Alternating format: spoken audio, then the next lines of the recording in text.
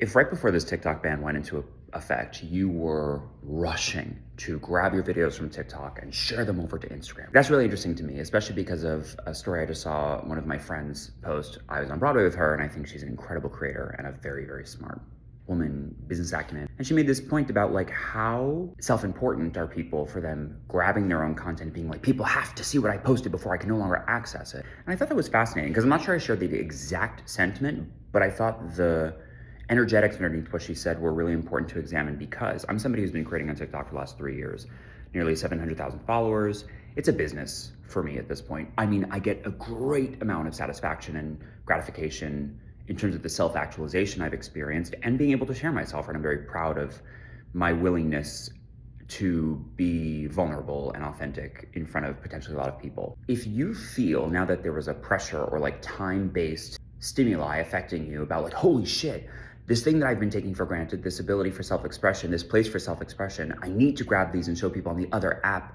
as if to say like, wait, don't miss the things that I've posted over there. And Katie's her name, and she's, again, incredible, was like, well, then why didn't you share that stuff over to Instagram in the first place? And I understand that. I think for a lot of people, TikTok has felt like this place where they've been allowed to explore self-expression, that Instagram has so many more people that they know that follow them, so they feel really under this incredibly hyper-aware, watchful eye. And technically you're being witnessed and seen on both platforms, right? No one would argue against that. But I go, interesting. Now you feel like there's this crunch and you have to share.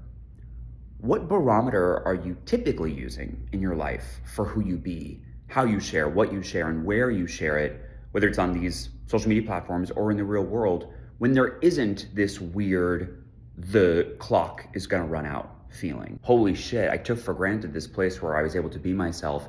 I do want to share this freer, more authentic self with an audience that I've been afraid to show up for, and I already have the evidence and the proof, so I'll just grab it and share it. You always had that power. You always had the power to show up and be your fucking self on Instagram.